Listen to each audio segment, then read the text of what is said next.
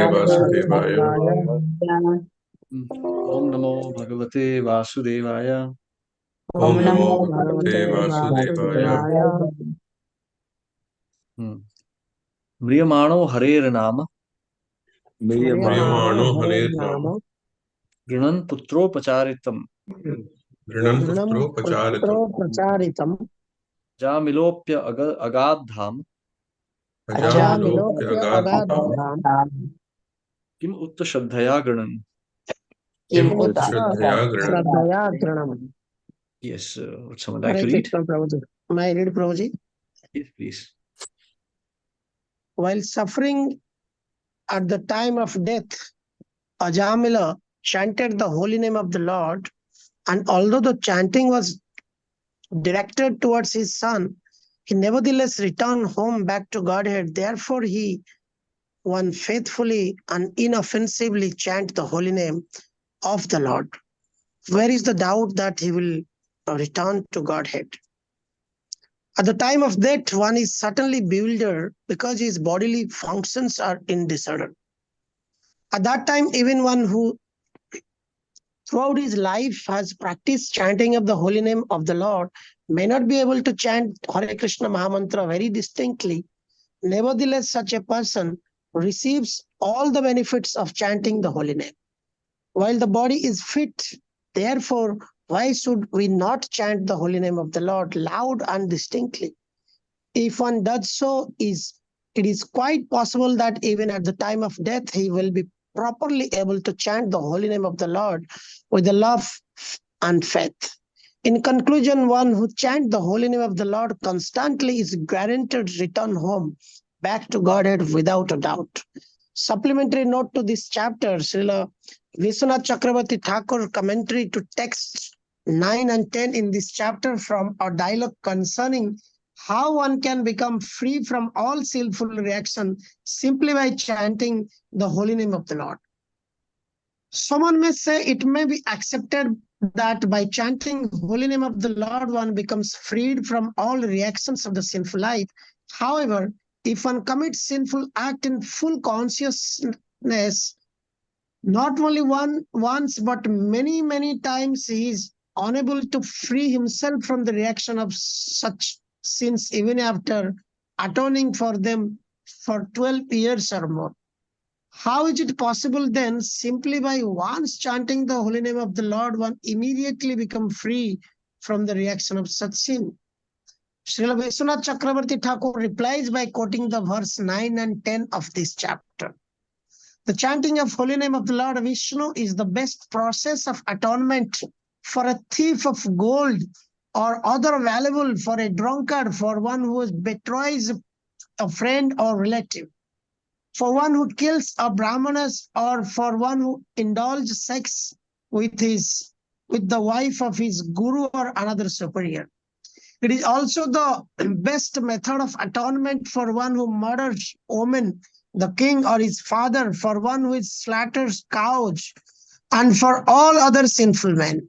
Simply by chanting the holy name of Lord Vishnu, such sinful persons may attract the attention of the Supreme Lord, who therefore considers, because this man has chanted my holy name, my duty is to give protection. One may atone for sinful life and vanquish all sinful reaction by chanting the holy name. Although this is not called atonement, ordinary atonement may temporarily protect a sinful person, but it doesn't completely cleanse the heart of the deep-rooted desire to commit sinful acts. Therefore, atonement is not as powerful as chanting the holy name of the Lord. In the Shastra, it is said that if a person only once chants the holy name and completely surrenders the lotus feet of the Lord immediately consider him his word and is always inclined to give him protection. This is confirmed by Sridhar Swami. Thus, when Ajambila was in great danger of being carried off by the order carrier of Yamaraja, the Lord immediately sent his personal order carriers to protect him. And because Ajamila was freed from the sinful reaction, the Vishnudutta spoke on his behalf. Ajamila had named his son Narayana, and because he loved the boy very much, he would call him again and again, although he was calling it for his son. The name itself was powerful because the name Narayan is non-different from the Supreme Lord Narayan. When Ajamila named his son Narayan, all the reactions of his sinful life were neutralized.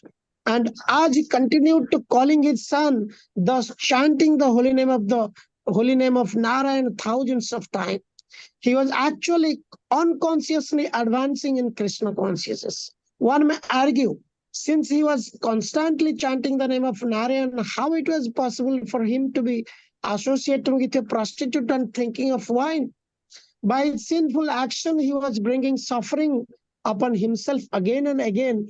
And therefore, one may say that his ultimate chanting of Narayan was the cause of being freed. However, his chanting would then have been a namaprad, namno valad yasya hi papa buddhi. One who continues to act sinfully and try to neutralize his sins by chanting the holy name of the Lord is a nam aparad, an offender to the holy name. In response, it must be said that Ajambila's chanting was inoffensive because he did not chant the name of Narayan with the purpose of counteracting his sins. He did not know that he was addicted to sinful actions, nor did he knew that his chanting of the names of Narayana was neutralizing them. Thus, he did not commit Nam Aparad, and his repeated chanting of holy names of Narayana while calling his son may be called pure chanting. Because of this pure chanting, Ajambila unconsciously accumulated the result of bhakti. Indeed, even his first utterance of the holy name was sufficient to nullify the sinful reaction of his life. To cite a logical example, for a fig tree doesn't immediately yield fruits, but in time the fruits are available. Similarly, Ajambila's devotional service grew little by little, and therefore, although he committed very sinful act, the reaction did not affect him. In the Shastras, it is said that if one chants the holy name of Lord even once, the reaction of past, present, and future sinful life do not affect him. To give another example, if one extract the poison fangs of a serpent, this saves the serpent's future victims from poisonous effect. Even if the serpent bite repeatedly, similarly, if a devotee chants the holy name even once inoffensively, this protects him eternally. He indeed only wait for the results of the chanting to mature in due course of time. Thus end Bhaktivedanta purports of the 6th canto, 2nd chapter of the Srimad Bhagavatam entitled Ajambila delivered by Vishnu Dutta. Hare Krishna Prabhuji, Dandavat Pranam. Thank you. Hare Krishna. So,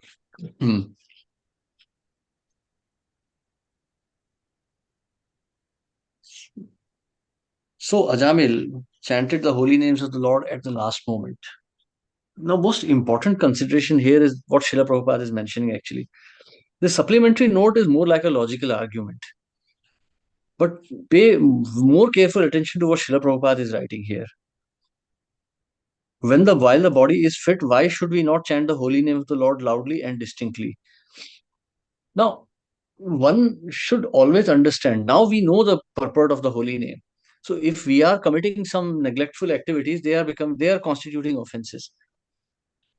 So if you look at this whole purport, the supplementary note and what Srila Prabhupada is writing, it all suddenly starts making sense. So we are chanting the name with the consideration of Krishna only, with no other idea. When we are chanting of Krishna's name and we are thinking of sinful subject matters, that becomes offensive thinking.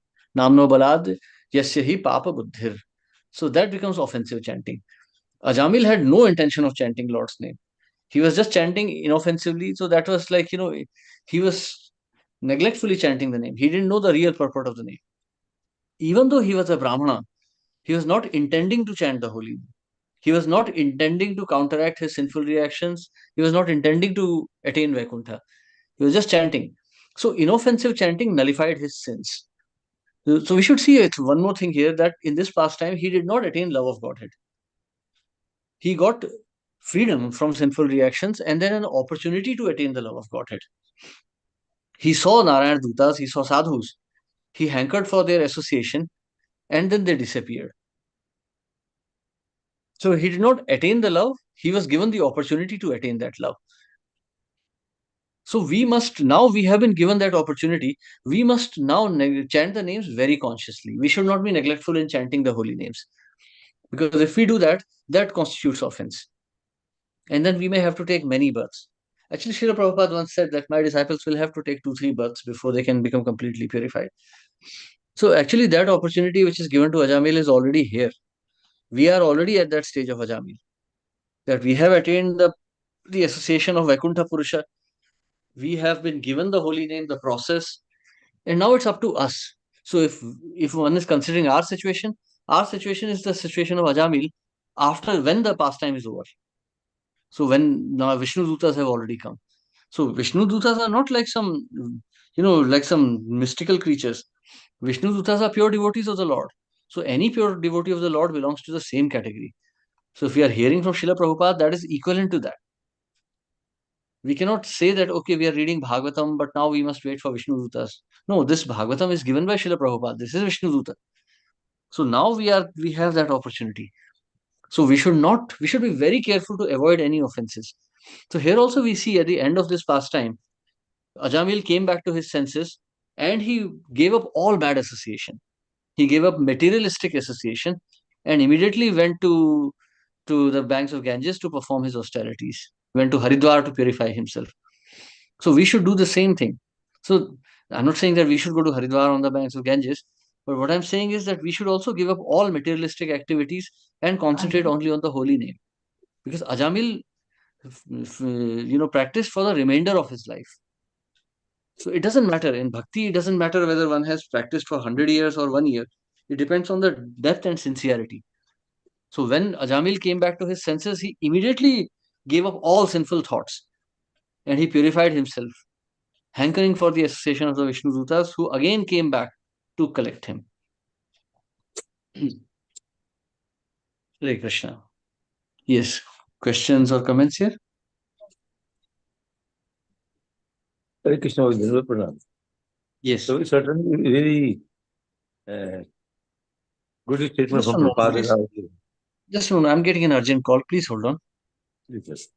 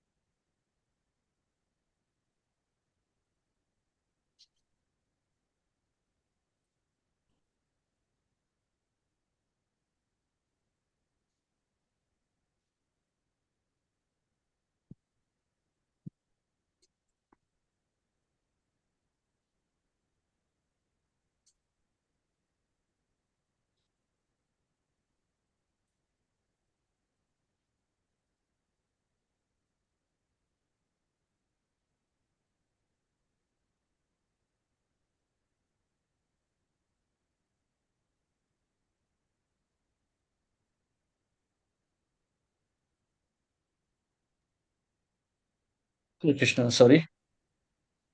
Yeah. Prabhuji, Yes, Prabhu. Yeah. my record was two. Once after reading purport by Prabhupada and the commentary by Krishna Chakravarti Thakur, we understand one thing, that Ajamil was not that interested in Narayana. He was calling his name, his son's name. So no devotional part of it. But still, he was liberated. He was given the opportunity. Yes, you were calling name of Narayana, is very powerful, and advantage was given to him so that he can rectify his sins, etc., and prepare for the next devotional life.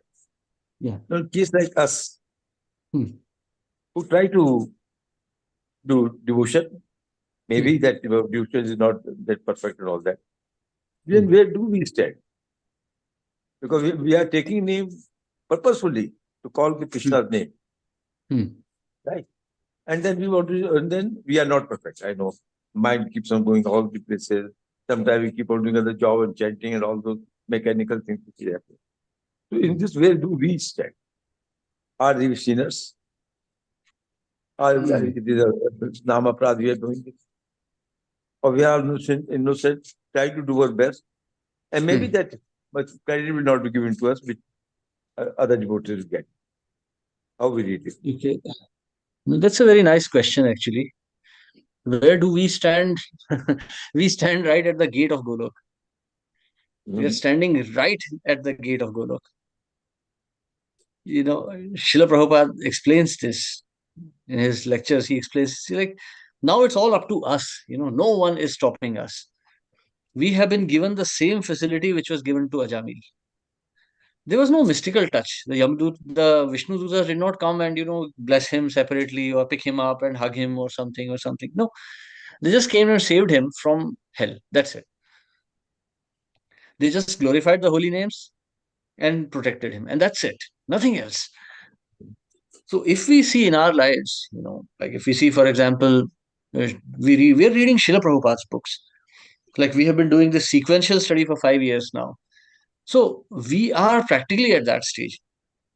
These books that Srila Prabhupada wrote, Srila Prabhupada says that Krishna personally has written these books. And Srila Prabhupada also used to say, I will live in my books forever. So if we have even like a fragment of faith in Srila Prabhupada, we can understand that we are hearing from him every day for the last 4-5 years. Good. So hearing from him, we are practically associating with the Vishnu Dut every day. So we are there. Ajamil was again given that opportunity. Ajamil was not transported into some holy place suddenly. He was still living in that sinful house. That house was still where all those children were and where the prostitute was living. Ajamil was pretty much in his bed only, where he had committed all sinful activities. He was still in that place. But hearing the Vishnu Dutas, his consciousness changed and he took up the initiative to go back to Godhead. He came to his senses. He decided, yes, this was the truth that I heard. I shall give up all sinful and materialistic life. I shall renounce everything and I'll make Krishna the goal of my life. And he did that. So we are in exactly the same position that Ajamil was. And now it's our prerogative. It's now our choice, what we want to do. So like Srila Prabhupada would say, one moment is all you need to become Krishna conscious. We are at that stage. So it is our choice now, fully. Without being sinless, there is no question of being able to chant the holy names of Lord. So if one commits sinful activities on the strength of holy name, after chanting, if one becomes sinful, then that becomes offense. Then the power of the holy name is not going to work. Actually, it will work against that person. It will vanquish that person. It will make him more and more materialistic and demonic until he is destroyed, or until he has destroyed himself. So that's where we are. Thank you, Prabhuji. Thank you. I got it right. Thank you. Hari. And things are very clear. There is some confusion in our mind on that. Yes.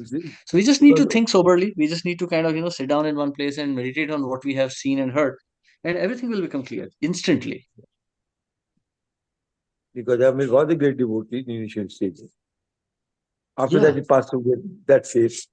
And again, when he relaxed it, then he made the devotion again. He got the benefit. Yes. Hare Krishna. Yes, Hare so Krishna, Prabhuji. Hare I have a Krishna, con- Prabhuji. yes, Mataji, you can start. Yeah. Prabhuji, actually, the last line in the purport, Hmm. Vishwanath Chakravarti Thakur, is saying that if a devotee chants the holy name even once inoffensively, this protects him eternally. He need Hmm. only wait for the results of the chanting to mature in due course of time. Hmm. But you just said, okay, suppose we perform sins. Hmm. Okay, we have chanted inoffensively, maybe sometimes, if we are doing Hmm. it, say from 15, 20 years, we are chanting, there must have been some time when we have chanted inoffensively, maybe at least one Certainly. name. Yeah, yeah. So, And it is saying that this protects him eternally. But you hmm. just said that if you commit sins, then that holy name only makes you do, makes you more materialistic and all. Yes. How does See, this you see, Ajamil protects chanted in. eternally, protects your consciousness, no? Or protects that little bit of advancement that you have made. Okay. See, what's that verse? Trayate mahato bhayat. Yes, you are protected from great danger. But one must understand, an offender is abusing the name of the Lord. Ajamil. So what Vishwanath Chakravarti Thakur is saying is that this name protects him eternally. Yes, the holy name shelter is always there, but the soul is not taking it. See, even in case of Ajamil, we are seeing he was a demonic person. He became an absolute demon, but he was chanting inoffensively, and that inoffensive chanting of the name protected him from hellish condition, and he was intelligent enough to accept that mercy. He did not think, okay, now Vishnu Dutas have protected me. Now I'll do something more. Now maybe I can enjoy life more. Good riddance to this Yamdutas. Now I can enjoy more. No, he immediately revived his original consciousness. Said, okay, no, now no more nonsense. But if a That is devotee is because of the association of the pure Vaishnavas, sadhus, no? The Vishnu Dutas. yes, yes. So a devotee who neglects the association of pure sadhus, who offends the pure sadhu, who offends the holy name, how can the holy name protect him? See, here the condition which is not mentioned is that then he should remain offenseless. He has chanted offenselessly once, but after that, offending the holy name, how can the holy name protect him then? He doesn't want the holy name. So one needs to be So that very is the particular. underlying thing, because if we just read this, then we Hmm. feel that, okay, sometimes once we may have chanted, now, so everybody who's chanting for years together, then must have been once at least he has chanted inoffensively. Yeah. So So then you that, see, so let me quote one Shastric injunction also here. That same verse from Chaitanya Charitamrita. Tabhutana pave Krishna pade premadhan. Bahu janma yadi kare shravana kirtan tabhutana pave Krishna pade premadhan. We see the story of Ramachandra Puri. Of course, Ramchandra Puri is also an eternal associate of Krishna. According to Gaur Ganodesh Deepika, Ramchandra Puri is actually Jatila. So that's Ramchandra Puri. His pastime is to irritate Krishna. So in this world also, he's irritating Lord Chaitanya. So, but he's an associate of Krishna. But we can see that Krishnadas Kaviraj Goswami mentions in Chaitanya Charitamrita that by repeated offenses against the devotees, Ramchandra Puri's heart had become like a stone. So that was the position. So if we repeatedly commit offenses, our heart becomes like a stone. That's why you see so many times I'm advising devotees not to take up these managerial positions so eagerly. If the service is there, you take it and then you leave it. It's a dangerous position. It makes your heart very hard. Srila Bhakti Siddhanta Saraswati Thakur actually makes a statement. He says, one who takes up a leadership role, considering his god brothers to be inferior than himself, has a hellish mentality. So how can one chant the holy name with a hellish mentality? His destination is hellish only. He will relish hellish conditions only. so that means that if we gain some credits because of sometimes chanting the name inoffensively, by committing offenses, those are nullified, they are lost. Yeah, kind of like, they are put on hold sort of until someday we repent. Like the case of, you see the story of Gopala Chapal. He offended Haridas Thakur, but when he apologized, his offenses were forgiven. Or we see the story of Madhai. Madhai had beaten Nityanand Prabhu. Mahaprabhu was ready to finish him off. Mahaprabhu accepted Jagai. He said, see, he may be a rascal, but he protected Nityanand. Even in his sinful condition, he tried to protect Nityanand. Therefore, I shall give him the love of God. And he accepted Jagai immediately. He said, oh, you protected my Nityanand. But Madhai, he was not willing to accept at all. Mm. So when Nityanand Prabhu interceded on his behalf, then Lord Chaitanya accepted him. So offenses can be forgiven, but provided one should be in a position to give up his offenses. If one thinks that offensive mentality is the right thing, then how can anyone protect him? See, offenses may be committed, you know, inordinately. They may be committed unknowingly. Like we see the story of the devotee who was offended by Rupa Goswami, but in turn offended him. So you remember that story, right? Mm-hmm. Yeah. Who So had a this limp or something, and he was walking by and he laughed, no, Rupa Goswami. Rupa He smiled Goswami or was laughed. Rupa Goswami He was was in his smiling, and meditation. so Hmm. he considered that an offense, but actually Hmm. he became an offender because Rupa Hmm. Goswami is offenseless. Hmm. To think that Rupa Goswami can offend someone in itself is an offense. Hmm. So he lost his devotional qualifications and he came and apologized. Rupa Goswami also apologized and everything was sorted out. So this is the intricacy of bhakti, you know. But Prabhuji, like if we consider practically, matlab, Hmm. I'm like asking about ourselves. Matlab, those people we understand Hmm. they are, that is all Leela. But practically when we have someday, I feel sometime at least I must have chanted once at least offense listening. So will Yeah. that protect me or not? That will protect you, but you must then you must not commit offenses. You must not arrogantly think that you are so advanced that you are an advanced devotee or you are so and so. No, nothing. Tanadapi sunichena taror eva sahishnuna amaninah manadina. Here the devotees are ready to slit each other's throats if someone says something.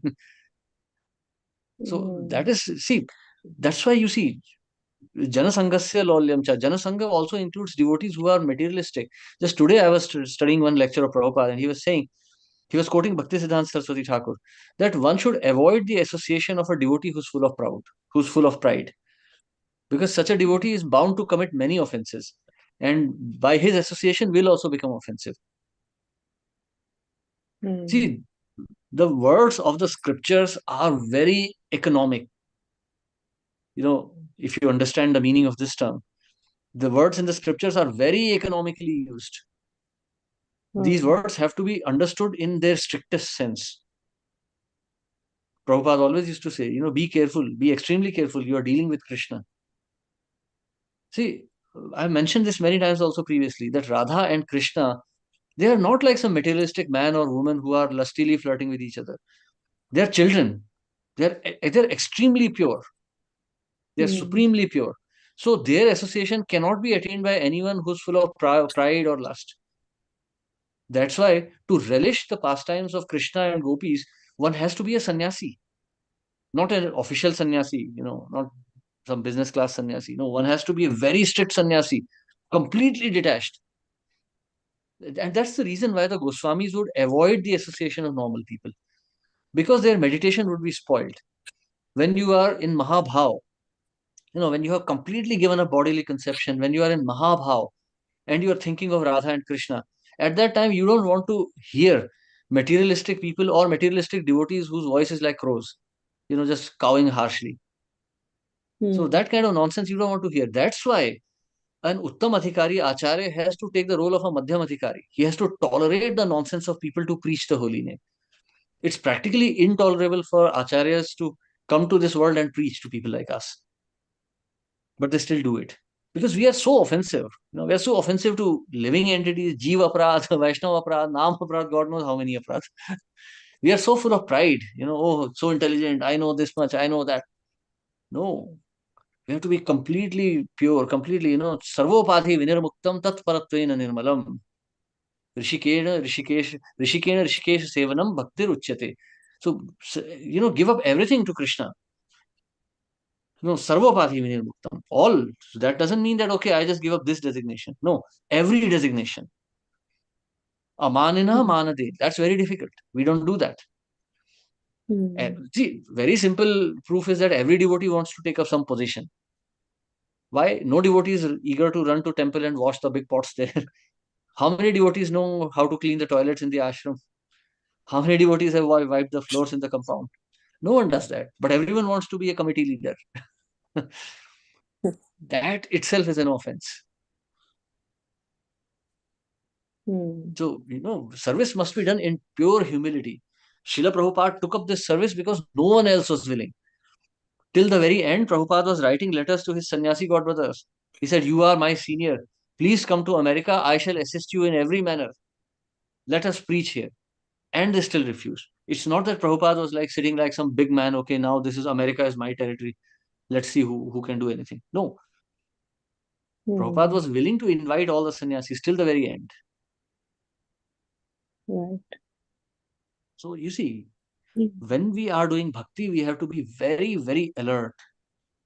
All our eyes, all our six senses should be completely open and focused on what we are doing. Yes. Does that answer your question? Yes, bro. Yeah. Hare Thank Krishna. you. Yes, Santosh Prabhu? Hare Krishna. Okay, Reshma Mataji? Hare Krishna, Prabhuji. Dandavat Pranam.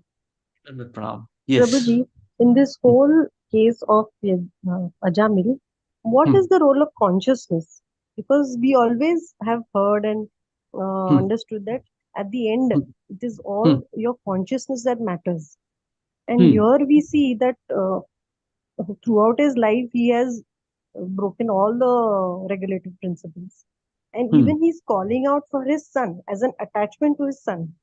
So then, how do we understand this, Prabhuji? Yes, he was chanting the names of the Lord. I mean, he was chanting Narayan, Narayan all the time. He was very sinful. And he was chanting the name of Narayan. So it's a coincidence, it's literally a coincidence. He was chanting the name of Narayan all the time. Now, some factors to be considered here is, first of all, he was a pure brahmachari till the age of 20. He was like a pure brahmana. So he had those many years of brahmanical credits, first of all. And second thing is, he named his son Narayan, he was chanting. Now, that's the whole, that's the underline of this topic of discussion, that this was a coincidence. Coincidentally, he called his son Narayan. Coincidentally, he recited his name all the time. So he was saved. But the underlying consciousness was attachment to his son only, no, Prabhuji? Son, yes. So therefore, the Vishnu Dutas did not take him back. Okay. He was given a chance to purify himself. So like I told you right in the beginning, that our position is like the Ajamil of the end. Our life begins where Ajamil's life ended. Now we have been given the holy name directly. Like, Vishnu Dut has come and given us the holy name. So now what do we do with this? If we consider we are never going to be having this type of coincidence, so we have to develop a consciousness only, no, Prabhuji? नहीं हमारे साथ तो हो चुका है ना. This has already happened with us. अच्छा, that way. Okay. आपको दीक्षा मिल गई है. You are like, you've taken the chanting beads, tulsi beads in your hand. You're going to Vrindavan. What else do you want? Ajamil did not take a return ticket to Haridwar. Okay, like, after 3 months, I'll come and see how my son Narayan is actually doing. He saved me. My son Narayan brought me into devotional service. Many people say, my child brought me to bhakti. So let me go and see. No, he did not say, oh, Narayan saved me from death. Now I'll come and see. Hari bol, beta, how are you? I got this from Haridwar for you. No, he left. In case of Ajamil, I was reading somewhere that in fact Vishnu, Lord gave him the encouragement from within himself to call his son, the younger son, by the name of Narayana. Because the previous past things, that our Vishnu took care of it. He's going to do all these things, but then he still give a chance that let him call his son as Narayana, And this was manipulated by Vishnu himself. I read Yeah. somewhere, I don't Hmm. somewhere I read. No, it must be in Vishnu Puran because these pastimes are from other Puranas only. It was very So, merciful of him. Very merciful. That though he was the evil that time, but still he helped him because of the previous karmas and devotion. yeah, so we are now at the end stage of this place. We have already attained initiation. So we can literally say that the Vishnu Dutas came to initiate him. They just saved him from death and they left him. Now we have been saved from death. Now it's our choice.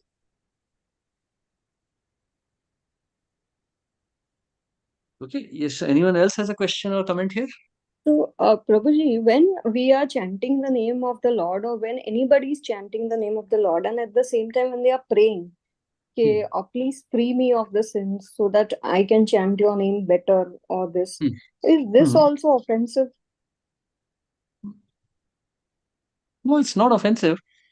But like I said, this will not give love of God. This will save us. This will definitely purify our consciousness. Yena kena prakarena.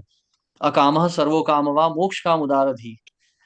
So, tivrena bhakti yogena yajeta purusha param. In any condition, you should chant the names of Krishna. Whether it's a materialistic condition or spiritual condition, you should always take shelter of Krishna only. Aham tvama sarva papebhyo. Krishna is saying. So, sarva papebhyo doesn't apply to saintly souls. It applies to people like us only. Aham tvama sarva papebhyo mokshayishyami ma shucha. So, papebhyo means we are only those sinful people. But we should consider that now we have been saved. See, But now so Prabhuji, many here times. there is a sentence saying that Ajamil's chanting was inoffensive because he did not chant the name of Narayan with the purpose of counteracting his sins. So now you see, now when you are talking about, like, to answer your question, when we are talking about purifying our sins, then we should not be committing them again and again. Not that I'm lying in a gutter and taking a bath. No, then I should give up all sinful tendencies. See, I know I have been very sinful. We have discussed this many times, that even even unconsciously, we commit 5 types of sins. While breathing, while cooking, while eating, while bathing, while walking, we are committing sins. So those sins are already there. Like those are like, but those are not taken very seriously because those are unavoidable. But avoidable sins also we are committing so many times. So we should give up all. That's why Ajamil went to Haridwar. He left everything and went. I cannot sit in the Bombay Stock Exchange and make trades and spoil people's lives and then say, Krishna, please forgive me. I am donating. That will not work. So you see, in all these pastimes, we see the pastime of Maharaj Puranjan. We see the pastime of Maharaj Prachina Barhishat. We are seeing the pastime of Ajamil. These are, like, you can say, like, materialistic people. We are seeing the pastime of Kardam Muni, Maharaj Priyavrat. Those are saintly souls. In every condition, what is the commonality? Do you remember?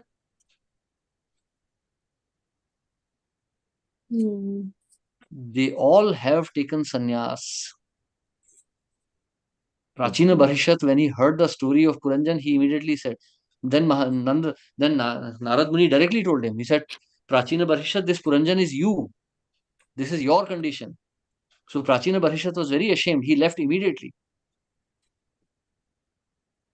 Now, why I'm asking, Prabhuji, because this sentence, I mean, see, even if we don't activate, somewhere in the back of the mind, there is always this, I'm chanting, hopefully I will get purified of all the sins that I've committed.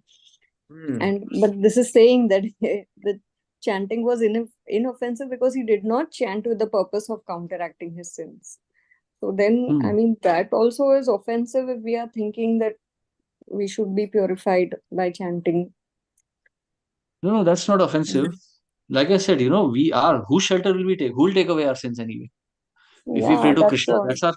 So we are praying, we are praying to Krishna. Krishna, Krishna, Raksha Mam.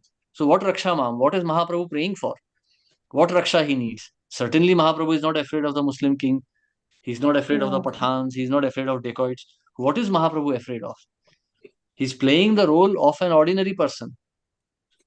That's why he's saying, Yugaitam nimishena chakshusha pravrashaitam. I'm thinking my life is like completely shunyaitam jagat sarvam. Govinda Virahena mein. So who is Govinda Virahena? For whom it is? It is for us. We can't see Krishna. Krishna bhuli sei jeev anadi bahir mukha. Ataiva maya tare de sansara dukha. We are suffering. Our suffering is because of not having Krishna. I may think, oh, I am suffering from bad health, or I am suffering from poor money, or bad karma. No, I am just suffering because there is no Krishna. Without Krishna, there is only suffering. There is no chance of happiness without Krishna.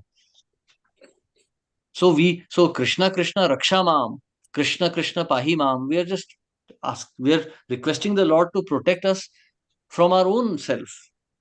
Raksha Mam, protect my spiritual life, protect me from materialistic thoughts. So Mahaprabhu is praying like that. So, we have to give up sinful living first. I gave you the example of these great personalities, Prachina, Barhishat, Puranjan, all these, they all gave up they gave everything up. Puranjan did not. Puranjan had to become a woman. He became Vedarbhi. But as Vedarbhi, then he became very sober. Then he became renounced. In the body of a woman, he became completely detached. Actually, that's a very good example for Mataji's. That as Vedarbhi, he remembered his past life and then he repented for it. So we have to give up. Let's take your example. Now you're an eye surgeon. You're performing eye surgeries on so many people. You don't know what they're doing with their eyes. Most of them, hardly anyone is a devotee. They are using their eyes to do all sorts of sinful things. So that karma is coming to you. It's logical, isn't it? Like if I'm driving a bus on the road, I can say I'm doing public service. But so many bugs are getting crushed by it. And suppose a murderer takes my bus and then he goes and he murders someone. I have facilitated his murder. Unknowingly, I have committed sins. So knowingly, unknowingly, so many sins are getting committed. That's why great souls take sannyas. Kardam Muni was the husband of Devahuti. I mean, her name literally was Deva Ahuti. And she was brought to him by Lord Narayan himself.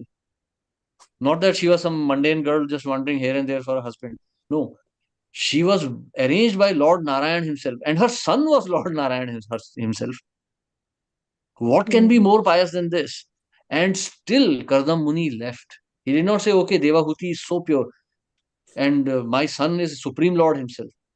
He didn't say, okay, now I am like Nanda Maharaj. My son is Lord, so I will just stay here. Hari bol. No. He still left. Because, a home condition means sinful condition. Selfish desire. So, Tabhuta na pabe Krishna pade premadhan. That's why, that is what is happening with us. Bahu janma jadi kare Shravana Kirtan, tabhuta na pabe Krishna pade premadhan. Because we are not able to think of Krishna. There are so many engagements which are taking away our mind. And quite a few of them are actually grossly sinful attachments. Attachment to a non-devotee itself is sinful. Because not being a devotee itself is sinful. So you see, that's why we are not manifesting this holy name in our heart. It's I know it sounds very harsh. It's very very hard, but these are just the facts from the scriptures. So at least, so what should we do? So we should try to detach ourselves in our hearts at least. We should pray to Krishna that, this is my condition. So, please protect me now. So that is how we should think. And we should try to minimize our activities. Then we should try to be more nivritta, not more pravritta. So these are intricacies of bhakti. Srila Prabhupada did that actually. Srila Prabhupada demonstrated with his own example. So if we have to really become like, all of us collectively, if we have to advance in bhakti, we should actually have a proper Sankirtan mission. So I understand that we have to go to our professions and everything, but the rest of our time should be in propagating this mission. Book distribution, preaching, consulting, somehow or the other. It should not be like an evening pastime or a weekend 1 hour pastime. No, it should be the goal of our life itself. Then Krishna can make arrangements for us. Otherwise, Krishna will fulfill our material desires. So when I said that holy name destroys an offender, this is actually what happens, because holy name simply fulfills the desires. A person wishes to offend, a person wishes to be sinful, holy name simply facilitates it. because that is the desire of that living entity, and he has invoked the Supreme Lord's name for that. So the Supreme Lord will not leave him empty-handed. Then it becomes like the position of Kunti. Mm.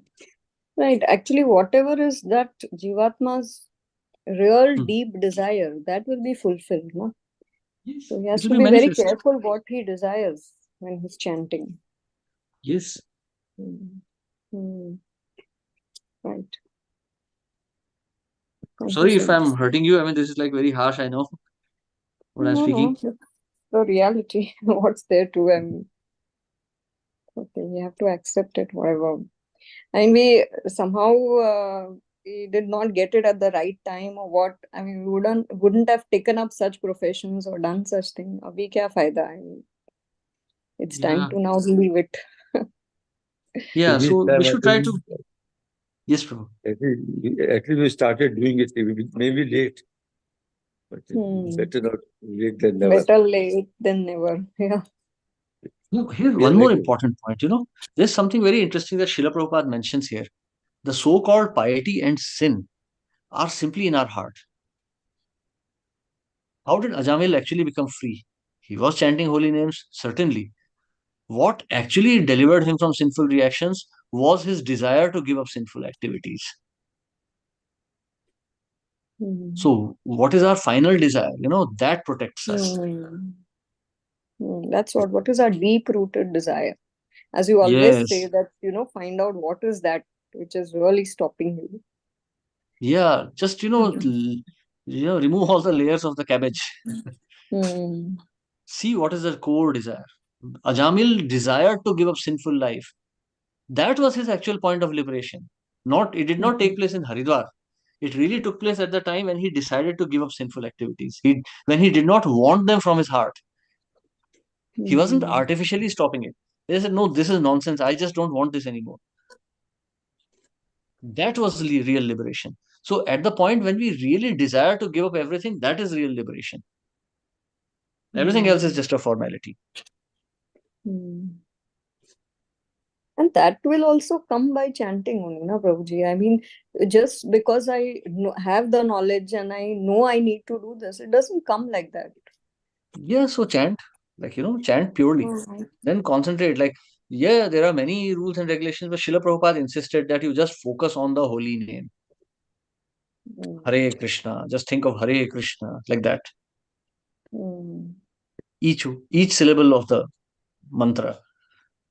Very focused chanting. So giving up all material desires. Remember Shiksha Ashtakam. Actually, we should discuss Shiksha Ashtakam once in this session. That is actually going to help us in chanting properly. So, because that's only glorifying the holy name. We can have next Monday. Okay, Monday we can do that. Mondays are not good days actually for me because I come exhausted. Mondays and Tuesdays. Tuesday, Wednesday, whatever we decide, we can say right now. So that we are there. Yeah, so we can discuss Shri Shiksha Ashtakam. But one more important point is that Srila Prabhupada never actually spoke on Shiksha Ashtakam. He has just given translations to it. Because Shiksha Ashtakam is literally the very essence of all Bhagavatam and Chaitanya Charitamrita. It's the conclusion of all Bhagavad teachings. Can we on Tuesday then? Wednesday would be a good day. Okay. Yeah, actually we have finished this chapter, so we can take a break and discuss that. Chapter is over. So maybe I think. But the Monday Prabhuji is actually not the right day. We can wait for it. Okay, let's see how it goes. Let's see how it goes. Tentatively we'll keep out to Wednesday. But if Monday you think is okay, we can have it Monday. Because mostly things is the same. What is convenient to you? Better convenient to you. Let's see. Let us see. Let's meet on Monday then. Thank you. Thank you. Srila Prabhupada ki jai. Hare Krishna. Thank you, Prabhuji. Thank you. Hare Krishna. Thank you.